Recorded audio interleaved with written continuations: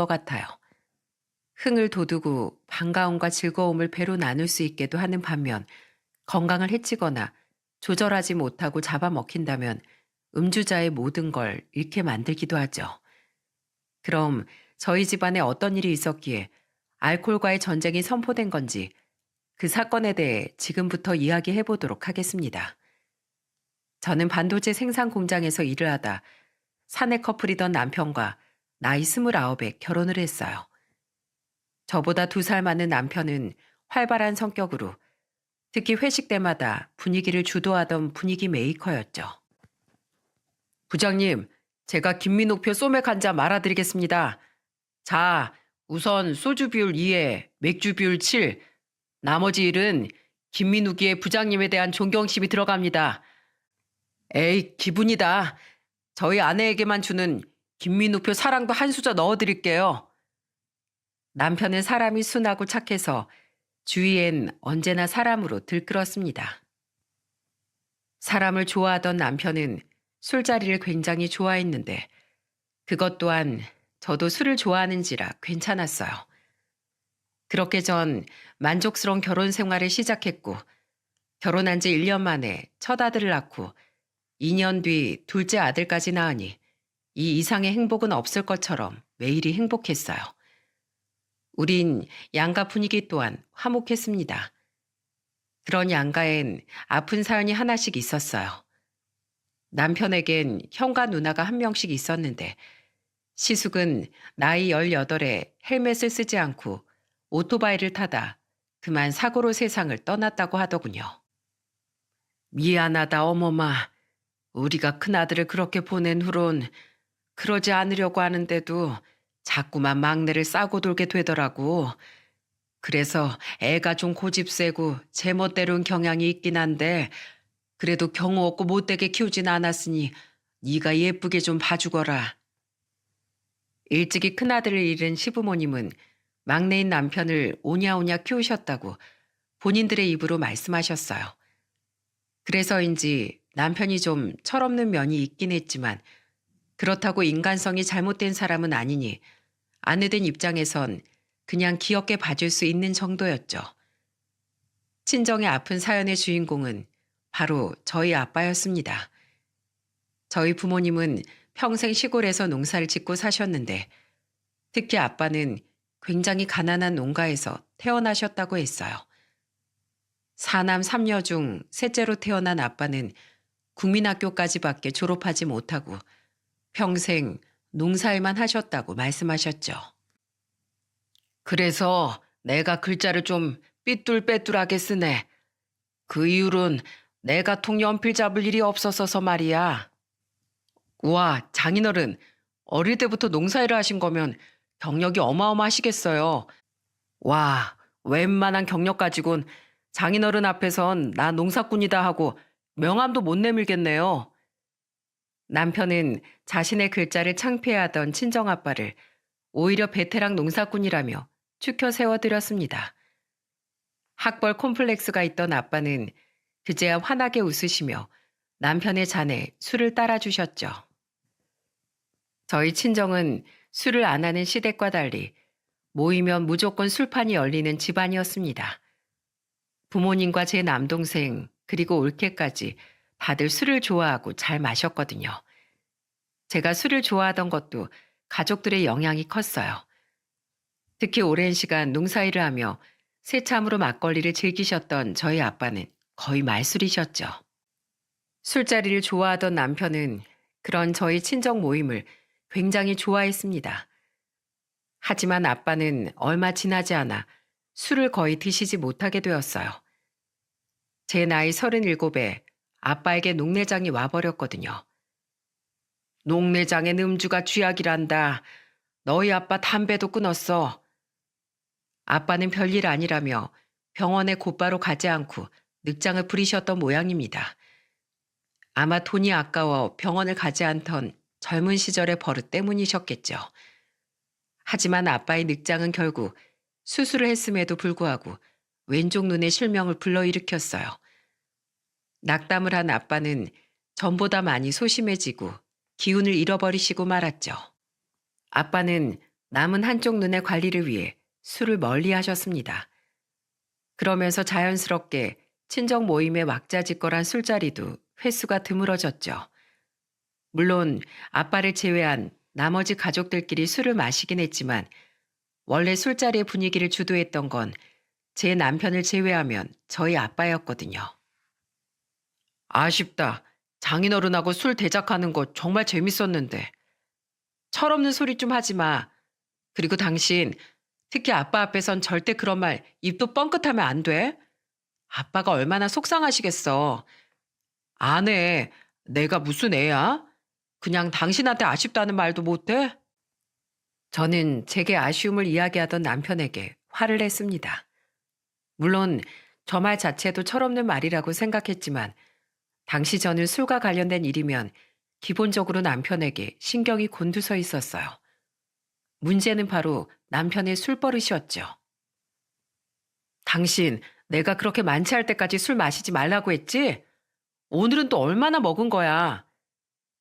원래는 한껏 오버된 모습 정도만 보였던 남편의 술버릇이 점점 나빠지기 시작했거든요. 처음에 집에 와서 자는 애들을 깨워 뽀뽀를 하고 변기에 앉아 아침까지 잠들어 있던 것까진 괜찮았습니다. 하지만 남편의 술버릇은 점점 도를 지나치기 시작했죠. 이게 무슨 냄새야? 여보, 주머니에 뭔 무채를 이렇게 잔뜩 쑤셔 넣었어. 이거 횟감용 무채 아니야? 여기 회도 섞여 있네. 비린내. 아, 이따가 잘 때 배고프면 집어 먹으려고. 음냐, 음냐.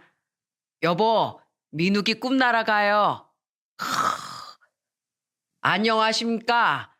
여기 아주머니, 소주 한 병이랑 안주 골뱅이로 부탁드립니다. 아주머니 같은 소리 하고 있네.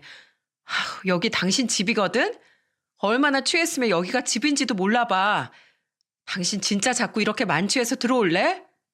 쉬, 쉬. 아주머니, 그렇게 큰 소리로 소리치면 저희 마누라가 듣습니다. 저희 마누라가 제 등짝에 자기 귀때기를 붙여놨는지 저에 대해 모르는 게 하나도 없어요. 무서운 여편네. 근데 여기 대리 불러주죠? 여보세요? 네? 파출소요? 저희 남편이 거기 있다고요? 혹시 또 술 취해 있나요? 대체 뭔 짓을 했기에 파출소까지 가 있어요. 도보랑 도로 사이에 있는 블라드, 그러니까 그 차단봉 아시죠? 바깥 분께서 그 차단봉이 전투기 미사일을 하면서 뽑아서 팔면 돈이 된다고 그걸 뽑으려고 낑낑대고 계셨답니다.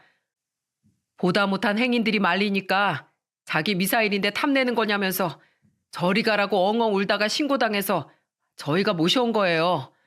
아유, 제가 경찰하면서 별별 만취객들 다 봤는데 이런 황당한 경우는 또 처음 보네요. 파출소에서 연락을 받고 남편을 데리러 갔을 땐 정말 낯이 뜨거워지다 못해 폭발할 것 같았습니다. 골아떨어져 있던 남편은 잠에서 깨어 저를 보더니 드디어 왔구나. 끝판왕 덤벼라. 내 미사일 어디 갔지? 내 박격포. 하면서 아직까지 주정을 부리고 있더군요. 남편의 말을 듣고 경찰관님들이 애써 웃음을 참는 모습을 보는데 너무 창피해서 전 그만 남편의 뒤통수를 후려 갈기고 말았습니다. 그런 남편의 주사 문제로 우린 엄청나게 다투기 시작했어요. 그런데 남편은 자기가 잘못한 게 분명했으면서도 고집불통인 면모를 보이더라고요. 당신 이럴 거면 애초에 술자리 가지 마. 난 요새 회식 때도 애들 때문에 빨리 집에 오는데 당신은 가정도 있는 사람이 왜 그렇게 회식을 못 가서 안달이야? 아이, 알겠어. 다음부턴 딱 소주 한 병만 먹고 올게. 딱 한 병 먹겠다. 막차 끊기기 전에 들어오겠다. 또 취해서 들어오면 당신 손에 장을 지지겠다. 다 당신이 나한테 한 번도 지키지 못했던 약속들이야. 이제 당신 말 절대 안 믿어. 난 당신 때문에 이제 술은 꼴도 보기 싫어서 입에도 안 돼. 진짜. 내가 이만큼 기분 풀어주려고 애교 떨고 했으면 당신도 그만해라 좀. 여자랑 남자랑 사회생활 하는 게 같아? 남자가 사회생활 하면서 어떻게 술을 안 마셔? 그리고 다 나 정도 주사는 부려. 나 아는 사람은 술만 취하면 안방 침대에다가 소변을 본대. 난 그 정도는 아니잖아. 아이고, 아주 잘나셨네. 침대 소변 안 보고 욕실 벽에다 오줌발을 갈겨주셔서 아주 감사합니다. 아니, 그건 공중화장실 소변기인 줄 알고 그랬지. 뭐, 아무튼, 일하고 평소에 애들 보는 것도 피곤한데, 내가 유일한 취미 술자리까지 그렇게 통제받아야 돼? 당신이 뭐 내 엄마야? 우리 엄마도 나한테 이래라 저래라 안 하고 나 키우셨어. 애초에 내가 나보다 나이 많은 남편한테 이래라 저래라 할 일 안 생기게 만들어주면 안 돼? 당신 자꾸 내 말 이렇게 안 들을 거면 나 더는 당신이랑 못 살아. 계속 내 말 무시하고 그렇게 사람 새끼 아니 멍멍이가 돼서 집에 들어와 봐. 내 말이 진심인지 아닌지 확실하게 알게 해줄 테니까. 결국 제 입에서 더는 같이 못 산다는 이야기까지 나오자 그제야 남편은 한 발 물러서서 깨갱하더라고요. 그 뒤 한동안 남편의 술 문제는 잠잠했습니다. 여보, 나 왔어. 아, 또 술 마셨어? 아, 마시긴 마셨는데 나 오늘은 진짜 얼마 안 먹었어. 이것 봐, 술 냄새도 별로 안 나지? 딱 5잔 마시고 일어났어. 진짜야. 5잔 마시고 난 뒤엔 술잔에 물 채워서 먹었어. 남편은 비록 술자리를 줄이지 못했지만 더 이상 만취가 돼서 돌아오진 않았어요. 저는 그쯤에서 타협하고 일단 넘어가 줬죠. 어쨌든 긴 시간 동안 남편이 노력을 하고 있었다는 건 분명히 느껴졌으니까요. 하지만 애초에 술과의 타협은 전쟁의 휴전선이었을 뿐 전쟁을 종결짓지 못하는 방법이었던 겁니다. 남편은 차마 상상도 못했던 엄청난 사고를 그것도 친정 부모님께 저질러 버리고 말았죠. 제가 39이던 해 겨울날이었습니다. 휴가 중이었던 저와 남편은 친정으로 내려갔어요. 당시 11살, 9살이던 아들들은 시누이네 놀러가 있었고요. 그때 마침 엄마가 전화로 아빠가 저를 보고 싶어 한다고 말씀하시길래 애들도 없으니 가볍게 내려갔다 오자는 마음이었죠. 그런데 친정집에 다 와가서 엄마께 전화를 해보니 엄마는 화들짝 놀라며 집이 아니라고 말씀하시더군요. 얘는 보고 싶다고 말했다고 이렇게 다음날 바로 내려오니? 우리 너희가 내려온다길래 며칠 있다가 애들 데리고 오는 줄 알았지. 우리 지금 집 아니야. 마을 노인정에 와 있어. 아, 마침 잘 됐다. 너희 그럼 슈퍼나 마트 가서 막걸리 좀 사가지고 노인정으로 와줄래? 갑자기 웬 막걸리요? 며칠 전에 마을에서 다 같이 김장했었거든. 너희야 시댁에서 김치 받아다 먹으니까 우리가 따로 말 안 했지. 아무튼 그 김치랑 먹으라고 보쌈을 잔뜩 삶아서 마을 부녀회에서 노인정에 가져다 줬는데 글쎄 막걸리는 꼴랑 5병을 사다 줬다는 거 아니냐. 여기 사람이 몇 명인데. 아, 그래요? 근데 막걸리 아빠도 마셔요? 아빠 요즘 술 안 드시잖아요. 너희 아빠도 기분이 좋아서 약주 좀 했어. 근데 하도 오랜만이라 그런지 그만 먹기 아쉬운가 봐. 어쩌다 한 번은 괜찮을 것 같아서 그냥 놔두려고. 아무튼 부탁 좀 한다. 그렇게 저와 남편은 엄마의 부탁으로 막걸리를 넉넉히 사서 노인정으로 향했어요. 노인정으로 향하며 남편은 굉장히 신나 보였죠. 와, 장인어른이 약주라고 계신다고? 그럼 얼른 이 사위가 가서 술 상대해드려야지. 이게 얼마 만에 장인어른과의 술자리야? 당신, 괜히 우리 아빠 핑계대고 또 술 많이 먹지 마. 아빠가 오랜만에 기분 좋으시다니까 내가 몇 잔은 상관 안 하겠는데 거기서 만취하면 우리 집안 망신인 걸 잘 알고 있지? 그럼 알지. 나 요새 절주 잘하는 거 당신도 봤잖아. 나만 믿어. 나 술 몇 잔 먹을 테니까 이따 처가댁 갈 땐 당신이 운전 좀 해줘. 장인어른 장모님, 사위 왔습니다. 어르신들 안녕하세요. 저희 장인어른 장모님 앞으로도 잘 부탁드립니다. 자, 잘 부탁드린다는 의미로 제 술 한 잔씩들 받으세요. 남편은 노인정에 도착하자마자 물 만난 물고기처럼 술자리에 끼어들었어요. 어른들은 이렇게 살가운 사이가 있었냐며 부모님께 마구 칭찬을 하셨고, 저희 부모님 또한 기분이 좋아지셨는지 한박 웃음을 지으셨죠. 저는 부녀의 아주머니의 부탁을 받고 잠시 마을회관에 수육을 더 가지러 갔었어요. 그리고 다시 노인정에 돌아온 전 눈앞에 펼쳐진 광경에 그만 뒷골이 팍 당기고 말았습니다. 아이고, 우리 마나님 오셨구나. 그렇게 취하지 말라고 일렀건만 그 사이 남편은 술이 결국 얼큰하게 취해 있더군요. 아직 인사불성은 아니었지만 어른들은 몰라도 아내인 제 눈엔 남편이 위험한 경계에 서 있음을 확실히 알 수 있었어요. 저는 황급히 접시에 수육을 담아 어른들께 내드린 후 남편의 옆에 앉아 귓속말로 남편을 말리기 시작했죠. 하지만 이미 남편은 그만 마시라는 제 말이 귀에 들어오지 않는 상태였습니다. 남편은 제가 허벅지를 꼬집어도 아아거리기만 하면서 계속해서 어른들이 주는 막걸리를 받아 마시더군요. 그런데 이번 남편의 주사의 대상은 하필 저희 아빠였던 모양입니다. 근데 장인어른, 저 진짜 궁금한 게 있는데요. 응? 뭐가 궁금한데?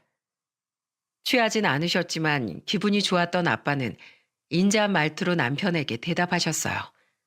그런데 그때부터 남편은 아빠에게 선을 넘기 시작하더군요.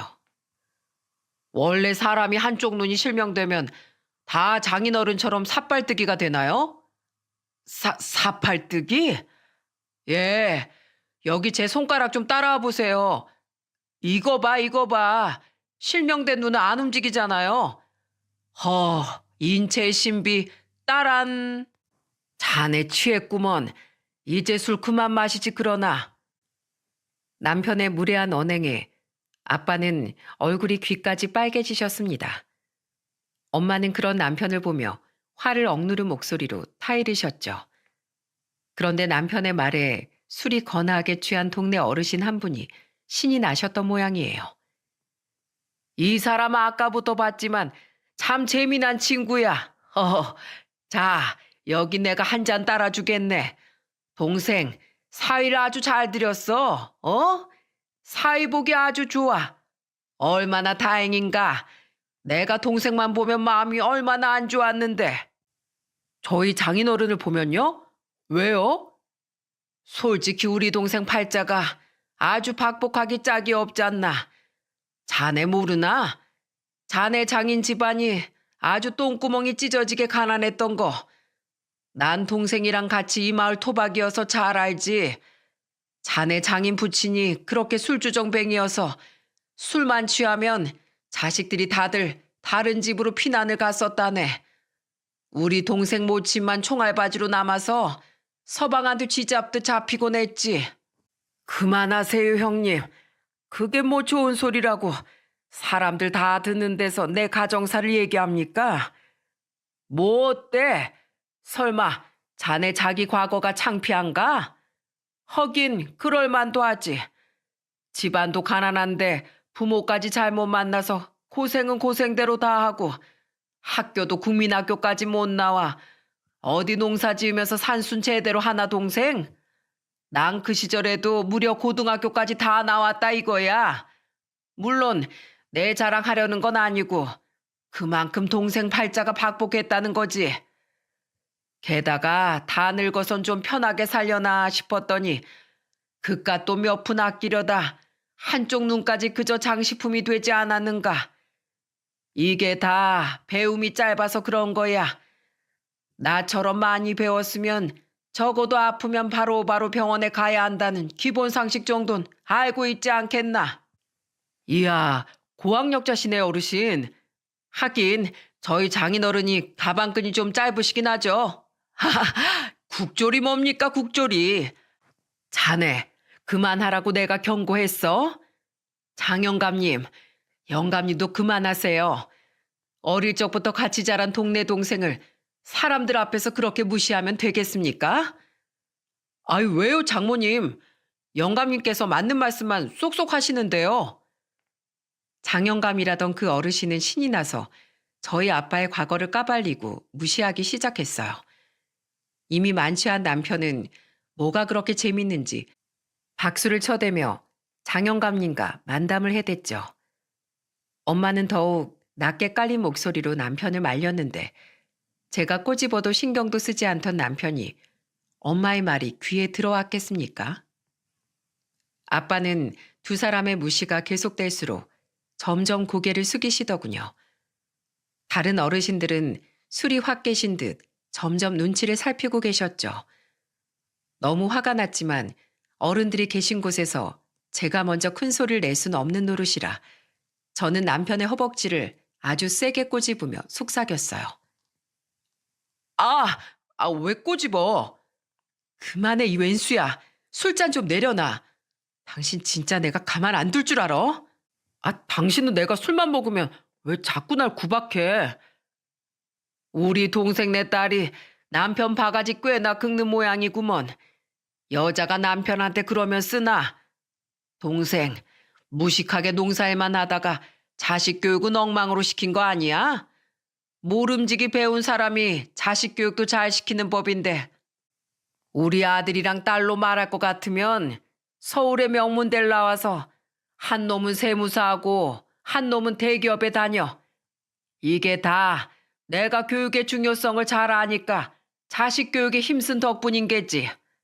하긴 동생네처럼 가난한 집은 애들 학원 보내주기도 벅찼을 거야. 응? 맞아요, 영감님.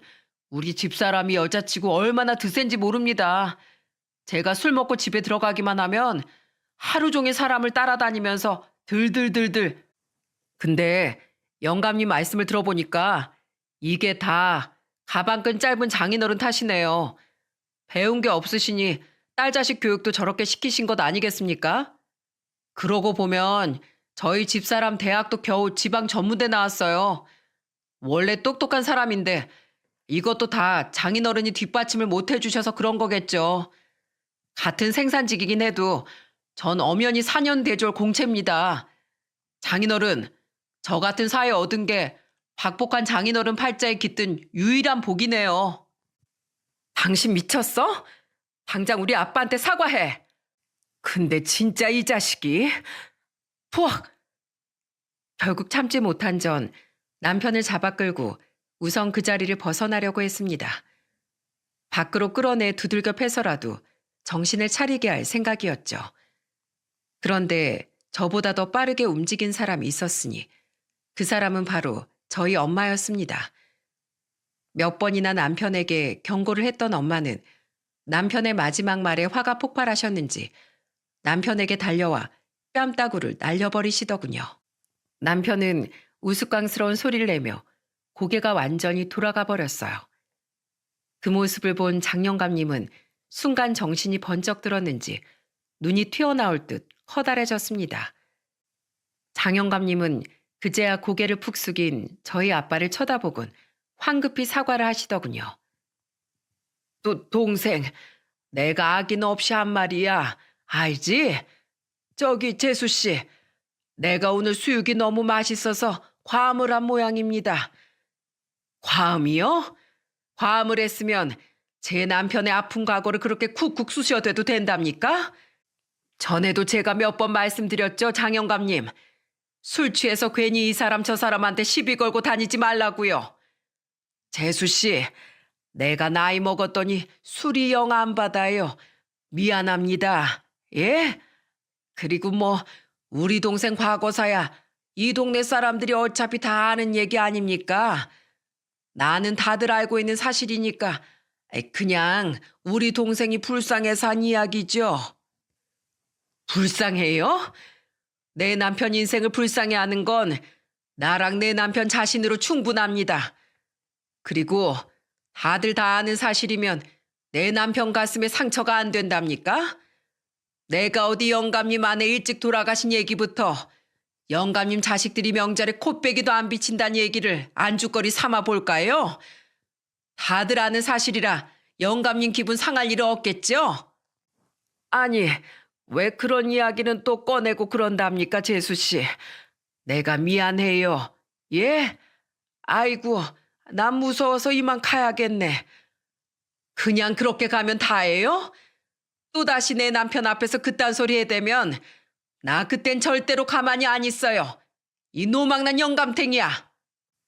엄마는 꽁지가 빠져라 도망가는 장영감님의 뒤통수에 대고 마지막까지 고함을 치셨습니다. 그리곤 고개를 획 돌려 남편을 노려보셨죠. 엄마의 호통에 남편 또한 정신이 조금 든 모양인지 남편은 그런 엄마를 제대로 쳐다보지 못하고 시선을 바닥에 내리꽂더군요. 자네, 내가 몇 번이나 경고했지? 그만하라고. 자네 뭐가 그리 잘나서 자네 장인을 그렇게 무시하나? 누가 장인을 무시하면 화를 낼 생각부터 해야지. 박수까지 치면서 동조를 해? 이래서 사람은 술버릇에 본심이 나온다고 하는 거야. 내 오늘 자네 본심을 똑똑히 알았네. 장모님, 그게 아니고요. 아니긴 뭐가 아니야. 장모라고 부르지도 말어. 난 자네 같은 사이는 두 번 다시 볼 생각 없네. 여보, 일어나요. 당신이 뭘 잘못했다고 고개를 푹 숙이고 있어요. 서정아, 네 아빠 모시고 나가자. 다들 미안하게 됐습니다. 다음 애들 봐요. 저는 엄마와 함께 아빠를 모시고 노인정 밖으로 나왔습니다. 남편은 비틀거리면서 우리 뒤를 황급히 따라 나왔죠. 저는 노인정 밖으로 나오자마자 뒤따라 나온 남편의 뺨을 아주 세게 날려버렸어요. 아! 여기 장모님한테 맞은 데야. 알아. 일부러 더 아프라고 거기 때린 거야. 내가 안에서 큰 소리 내면 우리 부모님이 오히려 더 망신스러워 하실까봐 겨우 참았어. 야, 이 개만도 못한 놈아. 네가 감히 우리 아빠를 사람들 앞에서 그렇게 욕보여? 뭐? 가방끈이 짧아? 당신이 우리 아빠처럼 힘든 상황에 놓여 있었으면 당신은 그 잘난 대학까지 졸업할 수 있었을 것 같아? 아니, 당신처럼 곱게만 큰 인간은 진즉에 논두렁에 코 박고 자포자기 했을걸? 부모 덕에 고생 한 번 안 하고 호강하며 자란 인간이 감히 우리 아빠 인생을 모욕해? 내가 몇 번이나 경고했지? 만취해서 또 이러면 그때 나 당신이랑 못 산다고. 당신이랑 나는 이제 끝이야. 꼴도 보기 싫으니까 버스를 타든 뭘 하든 집으로 꺼져버려. 내가 집으로 올라가는 즉시 이혼 서류 작성할 준비나 해. 여보, 안 돼. 이혼이라니. 내가 잘못했어. 장모님, 장인어른, 제가 죽일 놈입니다. 제가 술이 너무 취해서 그만 천지분간을 못했어요. 제가 운전석에 오르려고 하자 남편은 저희 부모님의 옷자락을 붙잡고 엉엉 울며 애원하더라고요. 아빠는 조용히 남편의 손을 뿌리치셨고 엄마는 아예 남편을 바닥으로 밀어 넘어뜨리셨죠. 감히 어디다 손을 디밀어? 땡깡 부리려거든 자네 부모님께 가서나 실컷 부리게. 서정이 너 뭐해? 얼른 출발해. 그렇게 우린 남편을 노인정 앞에 버려둔 채 친정으로 돌아왔습니다. 집으로 돌아온 아빠는 곧장 침대에 올라 옆으로 돌아 누우시더군요. 저와 엄마는 그런 아빠가 걱정되어 옆에 앉아 있었는데 아빠는 이내 어깨를 들썩이며 흐느끼기 시작하셨어요. 아빠, 죄송해요. 제가 그런 놈을 남편이라고 여태 데리고 살았네요. 아니다. 그 착한 김서방이 속으로 무시할 정도면 내 인생이 한심했던 게지. 내가 배움이 짧아서 너랑 규태교육에도 무심했고 장영 말대로 내가 건강에 대해 무지해 내 눈을 멀어버리게 만든 거야. 아빠, 절대 그런 거 아니에요. 아빠가 저랑 동생한테 얼마나 좋은 아빠셨는데요. 그리고 이제라도 한쪽 눈 관리 잘하시면 되잖아요. 아빠가 우시니까 저까지 너무 눈물 나요. 여보, 당신이 자기 인생을 비하하면 나랑 우리 애들은 뭐가 돼요? 나랑 애들은 당신 인생의 복 아니에요? 그리고 우리가 애들 공부엔 비록 덜 열성적이었을지 몰라도 애들 인성교육 하나만큼은 아주 호되게 시켰잖아요. 부모가 자식을 인간 만드는 것보다 더 중요한 일이 어디 있단 말이에요. 그깟 술주정뱅이 얘기 하나 때문에 당신 인생을 부정하지 마시구랴. 누가 뭐래도 당신은 우리한테 훌륭한 남편이고 아빠예요. 고마워 여보. 고맙다 우리 딸.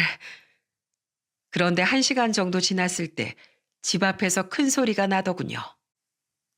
장모님, 장인어른, 제가 잘못했습니다. 한 번만 용서해 주세요. 그건 바로 엉엉 울며 용서를 빌던 남편의 목소리였어요. 남편은 걸어서 친정을 찾아온 것 같더군요. 문을 열고 내다보니 남편은 마당에 무릎을 꿇고 있었습니다. 엄마는 화가 나서 밖을 내다보지도 않고 소리치셨죠. 얼른 집에 가라고 해라. 우리 집 마당에 발도 들이지 말라고 해. 꼴도 보기 싫으니까. 엄마 말씀 들었지? 가. 난 당신한테 더 이상 볼 일 없어. 차는 내가 가져갈 테니까 당신 알아서 가. 아, 애들은 내가 데려가서 키울 거야. 당신 같은 주정뱅이 아빠 밑에서 애들이 뭘 보고 배우겠어?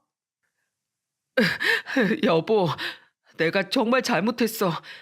나 장인어른 뵙고 직접 용서 구해보면 안 될까? 나도 내가 대체 왜 그런 건지 잘 모르겠어. 어디서 우리 아빠를 직접 보고 싶다는 말이 나와? 당신은 우리 아빠 마주할 자격조차 없어. 가라고. 저는 마당에 대야에 놓여있던 물을 남편에게 끼얹고는 집으로 들어와 버렸습니다. 평생 가족을 위해 헌신하고 고생하신 아빠를 그렇게 모욕한 남편에게 화가 치밀어 올라 참을 수가 없었죠. 그런데 유리창 너머로 지켜보니 남편은 반나절이 지나도 무릎을 펼 생각조차 않더군요. 찬물을 뒤집어 쓴 데다 겨울이라 많이 추웠을 텐데 남편은 꼼짝도 하지 않고 눈물을 뚝뚝 흘리며 무릎을 꿇고 있었어요. 김서방 들어와 보라고 해라. 엄마, 우선 들어오라고 해. 여기서 동사하기라도 하면 무슨 초상치를 일있니? 김서방, 자네 들어와 봐. 엄마는 남편에게 들어오라고 소리치셨습니다. 그런 남편에게 문을 열어주니 남편은 다리가 많이 아팠는지 쩔뚝거리며 집으로 들어오더군요. 남편은 소파에 앉은 부모님 앞에서 서서 다시 사죄를 하기 시작했죠. 제가 정말 죄송합니다. 정말 2번 다시 이런 일 없을 거예요. 장인어른, 제가 평소에 장인어른을 얼마나 잘 따랐는지 아시잖아요. 술에 취한 제 몸에 무슨 망령이라도 들어왔던 건지 모르겠지만 전 정말 진심으로 장인어른을 존경하고 좋아했어요. 제발 제 말 한 번만 믿어주세요. 서정이한테 들었네. 평소에도 주사 문제가 심했다면서? 이 사람아, 나에게 막말을 한 건 그렇다 치더라도 술에 그렇게 잡아먹혀서 살면 쓰나. 그것도 애가 둘씩이나 있는 가장이 말이야. 내가 주정뱅인 부친 아래에서 자라서 잘 아네. 주사는 심해지면 심해졌지 절대 나아지질 않어. 그 가족의 고통을 누구보다 잘 아는 내가 어떻게 자네를 믿고 우리 딸과 손주들을 맡길 수 있겠나? 죄송합니다, 장인어른. 제가 반드시 술을 끊겠습니다. 더 이상 술 문제로 가족을 괴롭히지 않을게요. 각서라도 쓰겠습니다. 여태 우리 서정이한테 못 지킨 약속이 한 트럭은 된다는데 우리가 그 말을 어찌 믿나? 무엇보다 내 남편에게 자네가 오늘 한 비수 같은 말들 나 절대로 잊지 못할 걸세. 이 양반은 천성이 너무 착해서 그 일을 봐줄 수 있다고 쳐도 난 오늘 일 절대 그냥은 못 넘어가. 그럼 제가 어떻게 할까요, 장모님? 제발 저한테 기회를 한 번만 주세요. 그럼 자네 말대로 각서부터 쓰게. 또다시 술 문제를 일으키면 그땐 두말 없이 우리 딸과 이혼하겠다고 말이야. 물론 손주들도 전부 서정이한테 보내야 해. 그리고 둘째, 자넨 어른에 대한 공경심을 제대로 배워야 할 필요가 있는 것 같아. 자네 아직 휴가도 한참 남았지? 그럼 남은 휴가 기간 동안 여기서 나한테 인성교육 좀 제대로 받아볼 텐가? 네, 네, 장모님. 그럼요. 얼마든지요. 그럼 이 집에서 지내면서 앞으로 동네 어르신들 좀 도와드리고 다니게. 우리 마을엔 혼자 사는 어르신들이 많으니까 가서 집안일도 도와드리고 말동무도 해드리고 오는 거야. 하는 신용만 했다간 그날로 이 집에서 쫓겨날 줄 알게. 어때 서정아? 김서방을 한번 봐줄래 말래? 우선 이 사람 하는 행동 보고 결정할게요. 당신, 내가 마음 같아선 두 번 다시 꼴도 보기 싫은데 아빠도 계속 당신한테 마음 쓰여 하시고 엄마가 저렇게까지 말하니까 내가 기회는 한 번 줘볼게. 그런데 두 번은 절대로 없어. 알았어? 고마워, 여보. 장인어른 장모님, 정말 감사합니다. 뭐든 시키시는 대로 열심히 다 할게요. 그날 남편은 술 문제를 일으키면 제가 원하는 모든 조건으로 협의 이혼을 하겠다는 각서를 썼습니다. 엄마는 그 각서를 안방으로 가져다 두셨죠. 그렇게 남편은 엄마의 명령으로 마을 어르신들을 돕게 되었습니다. 저는 남편이 잘하고 있는지 확인하기 위해 남편을 따라 나섰죠. 첫 번째 집은 전박이 할아버지라고 불리는 80대 어르신의 집이었는데 성정이 거칠기를 소문난 할아버지는 남편에게 대뜸 호통을 치셨어요. 뭘 꽂아 놓은 보리자루 마냥 멀뚱멀뚱 앉았어. 나 도와주고 싶다고 일부러 온 거라며? 제가 뭐 해야 할까요, 어르신? 가서 텃밭에 있는 채소들도 좀 따고 마당도 쓸고 해야지. 허리 아픈 노인네 돕는 일이 뭔지도 몰라? 대학까지 나왔다는 놈이 영 어리버리하구먼. 아, 청소, 텃밭. 네, 어르신. 갈게요, 가. 남편이 허둥지둥 마당으로 나가자 할아버지는 제게 눈을 찡긋하셨어요. 그리곤 장난스러운 말투로 이렇게 말씀하셨죠. 서정이 너희 모친이 자기 사이 좀 호되게 굴려달라고 동네방네 부탁해 놨어. 나이가 40이 넘었다고 해도 어차피 우리한텐 자식벌 아닌가. 자식 교육 다시 시키겠다는데 부모 버린 우리가 응당 도와야지. 남편은 그날 할아버지의 속옷까지 전부 손빨래를 하고서야 쉴 수 있었습니다. 남편은 화장실에 버젓이 있는 세탁기를 흘끈거렸지만 무시무시하게 눈을 부라리고 있는 할아버지께 차마 아무 말도 하지 못했죠. 아이고, 삭신아. 자, 고생했어. 이거 따뜻한 보리차야. 좀 마셔. 자네 술 마시면 애미애비도 못 알아보는 진상이라며? 그래서 내 술은 못 주네. 남편은 머쓱한 표정을 지으며 할아버지가 주신 보리차를 마셨어요. 할아버지는 그런 남편을 보며 혀를 찌릿하고 차더니 옆에 앉아 이야기를 시작하셨죠. 자네가 오늘 한 일, 우리 어릴 땐 일상처럼 매일 하던 일이었네. 당시엔 대부분의 사람들이 가난했어. 나라가 전쟁을 치른 지 그리 오래되지 않았으니 시대가 사람들을 힘들게 만들었지. 그래서 우리 또래엔 학교도 못 가고 농사를 짓거나 남의 집에 일꾼으로 보내지거나 한 사람들이 굉장히 많았지. 공부고 뭐고 일단 살아야 할 것 아닌가. 지금은 대학을 못 나오면 사회에서 무시받는 일이 흔하다지. 그렇게 너도 나도 교육을 당연하게 받을 수 있는 시대가 그냥 온 것 같은가. 아닐세. 우리 같은 노인들이 자식에겐 가난을 대물림시켜주고 싶지 않아서 나라를 열심히 키운 덕에 지금 같은 시대가 온 거야. 내가 꼰대여서가 아니라 적어도 현재를 누리는 사람은 윗세대에게 감사하고 존중하는 마음을 가져야 마땅한 거야. 우리도 그랬듯이 말이야. 할아버진 뒤이어 자신의 인생 이야기를 시작하셨습니다. 할아버지는 너무 가난한 나머지 결혼조차 못하고 이 마을에서 평생 혼자 사셨다고 하시더군요.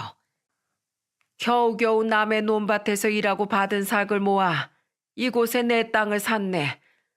난 그 땅에서 오래도록 벼농사를 지었지. 그러다 보니 너무 애착이 강해서 이곳을 떠날 수가 없었네. 또한 나처럼 내 자식들이 가난해질까봐 무서워서 결혼도 하지 않았네. 자네 장인 장모 대단한 사람들인 거야. 그렇게 가난한 환경에서 집안을 그 정도까지 일으키고 자식들을 다 교육시켰으니 말이야. 게다가 나처럼 가난에 찌들어서 성격이 모나지지도 않았지 않나. 자네 장인 장모 인품이 얼마나 훌륭해. 그네들에게 잘하게. 자신들도 넉넉지 않은 상황에도 나누고 베풀 줄 아는 좋은 사람들이야. 그날 이후에도 남편은 베트남 참전 용사였던 경배 할아버지 댁, 그리고 열심히 공부시킨 자식들에게 버림받고 혼자 쓸쓸히 사시는 분이 할머니 댁 등 많은 어르신들의 집을 찾아다니며 집안일을 돕고 어르신들의 말씀을 들었습니다. 남편을 따라 다녀보니 저도 몰랐던 마을 어르신들의 아픈 사연들을 많이 듣게 되더군요. 남편과 저는 함께 집으로 돌아오며 숙연한 마음에 침묵하기도 했고, 또 어느 날은 가슴이 너무 아파 참았던 눈물을 떨구기도 했어요. 그렇게 닷새 정도 돌아다니던 저와 남편은 어느덧 휴가를 이틀밖에 남겨두지 않게 되어 마지막 어르신의 집을 방문하게 되었습니다. 어, 안녕하세요. 그 집의 주인은 놀랍게도 술에 취해 저희 아빠를 무시했던 당사자인 장영감님이더군요. 저는 조금 불편한 기색으로 남편은 어색한 표정을 숨기지 못한 채 영감님의 집에 들어갔어요. 하지만 영감님은 우리에게 아무런 일을 시키지 않으셨고 그저 떡과 우유를 내밀며 저에게 사과를 하셨죠. 반성을 해야 할 내가 누굴 교육시키겠나. 저 서정아, 내가 그날은 정말 미안했다. 너희 아빠에겐 이미 찾아가서 사과를 했어. 그때 잠깐 너희들도 들었다시피 사실 난 아내를 일찍 여의고 혼자서 자식들을 키웠어. 남자 혼자 농사일하면서 자식들을 교육시키려니 참 어렵더라고. 그래서 무작정 공부하라고 다그치기만 했지. 근데 내가 정작 중요한 애들 인성교육은 제대로 시키지 못했던 거야. 암만 좋은 대학 나와서 좋은 직업 가지고 있으면 뭐 하겠어. 돈 없는 날 부모 취급도 안 하는 금수들로 컸는데 그게 내 컴플렉스였어. 그래서 난 항상 너희 부모가 부러웠단다. 굳이 무슨 날이 아니어도 너희들도 그리고 네 남동생 부부도 김동생 집을 자주 찾아오니까 말이야. 그래서 내가 그때 술도 취했겠다. 자격지심이 폭발했던 것 같아. 다시 한번 정말 미안하구나. 그리고 자네 이름이 민욱이라고 했나? 민욱군. 자네도 본심은 그렇지 않았으니 여태 자네 장인 장모에게 사죄를 하고 있는 거겠지? 한 번은 실수해도 두 번째부턴 실수가 아닌 법이야. 꼭 술 끊으시게. 나도 이젠 약 주고 뭐고 싹 끊어버릴 거야. 장영감님에게도 나름의 아픈 사연이 있으셨더라고요. 진심으로 사과하시는 영감님께 더는 나쁜 마음이 들지 않아 저는 마음이 사르르 풀어지게 되었죠. 그날 저녁 엄마는 무릎 꿇고 앉아있는 남편에게 그동안 뭘 느꼈냐고 물어보시더군요. 무시당해야 될 사람은 배움이 짧은 사람이 아니라 바로 저처럼 감사함을 모르는 인간이라는 걸 깨달았어요, 장모님. 어른들께서 배우고 싶지 않아 배우지 않은 게 아니셨고 자신의 몸을 돌보는 것보다 아끼는 것이 생존이라고 생각하실 만큼 어렵게 사셨기에 절약이 몸에 배이신 거라는 걸 알게 됐습니다. 제가 받은 교육들은 당연한 게 아니라 어른들의 수많은 피와 땀으로 이루어진 이전 시대 결과물이라는 걸 이젠 알아요. 장인어른, 사실 제 마음속 한구석엔 정말로 배움이 짧은 장인어른을 무시하는 마음이 있었을지도 모르겠습니다. 저는 제가 얼마나 운 좋았는지 모르는 철없는 놈이었으니까요. 그런데 장인어른, 제가 장인어른을 존경한다고 했던 말은 정말 진심입니다. 특히 이번 장모님의 교육으로 제가 얼마나 어른들께 감사하며 살아야 하는지도 잘 알게 되었어요. 장인어른, 장모님, 저 이젠 정말 진심으로 두 분을 그리고 어른들의 삶을 공경할 줄 알게 됐습니다. 앞으로 행동으로 꼭 증명해 보일게요. 그리고 술도 끊겠습니다. 그러니까 마지막이다 생각하고 저 한 번만 믿어주세요. 꼭 못난 사이에서 자랑스러운 사이가 되겠습니다. 며칠 전엔 무작정하는 사과로 들렸다면 이번엔 저에게도 남편의 진심이 느껴지더군요.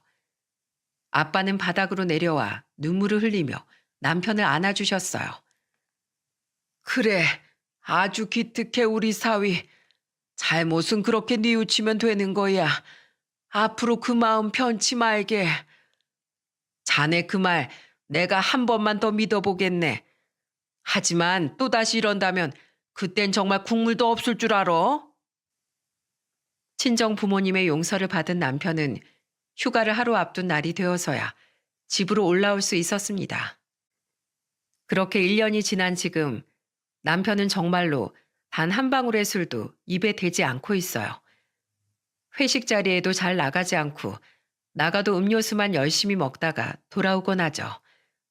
남편이 명절 저녁에도 술을 마시지 않자 시댁 식구들은 의아하게 생각했는데 남편이 창피한 표정으로 당시의 일을 털어놓으니 시부모님은 얼굴이 시뻘개지시더군요.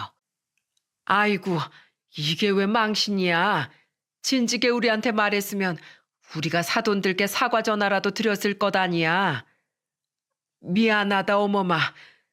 우리가 얘를 인간은 만들어 놓은 줄 알았는데 단단히 착각했나 보다. 너 10살 이후로 나한테 맞아본 적 없지? 빗자루 어딨어? 너 당장 이리 와. 아버지, 아파요. 나 지금 술도 끊고 반성도 많이 했다니까. 아, 아. 그날 남편은 시아버지께 신나게 두들겨 맞았고 시어머니께도 등짝을 5대나 맞아야 했습니다. 그리고 시부모님께서 저희 부모님께 사과 전화를 드리는 것으로 그날의 소동은 마무리됐죠. 그 뒤로 우린 친정에 4번을 내려갔는데 남편은 그때마다 노인정이나 마을회관으로 찾아가 어르신들께 작은 선물이나 간식을 나눠드리곤 합니다. 작년의 일로 마을엔 남편의 존재를 모르는 분이 없어 남편은 완전 스타가 됐어요. 여보, 나 이번 마을 잔치에서 무슨 노래 부를까? 이 잔치라는 게 술을 안 마셔도 자동으로 흥이 나더라.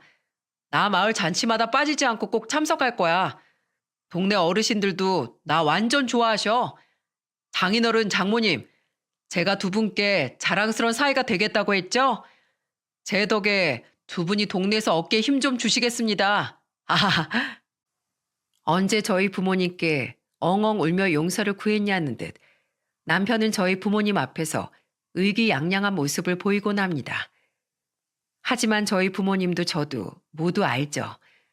남편이 두 분께 여전히 죄송한 마음을 가지고 있고 그 행동들은 모두 두 분께 더 잘하고 싶어서 부리는 애교라는 걸 말입니다. 그리고 남편이 마을 어르신들께 잘하고자 하는 행동 또한 어르신들의 삶을 진심으로 존중하게 된 남편의 착한 마음에서 우러나온 것임을 아내인 저는 누구보다 잘 알고 있답니다.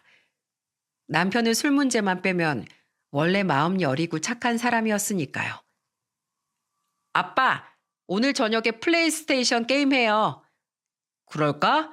너희 아빠랑 게임하면 한 판도 못 이겨서 엉엉 울 텐데. 아빠는 우리한테 지고 울지 마세요.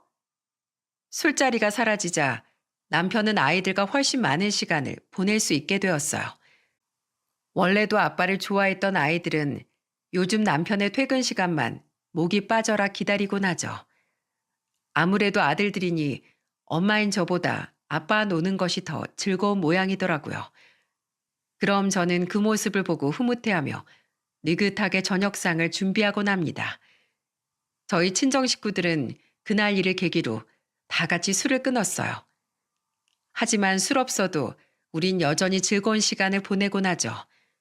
술을 마셔도 안 마셔도 남편은 여전히 어느 곳에서나 분위기 메이커였거든요. 이렇게 우리 가족은 알코올과의 전쟁을 끝냈습니다. 저희 가족에게 일어난 소동처럼 다른 가정에도 술 때문에 많은 문제가 생기곤 하죠. 술이라는 건 적당할 땐 삶의 즐거움을 주지만 자신이 조절할 수 없게 되는 그 순간 수많은 불행을 몰고 오게 되니까요.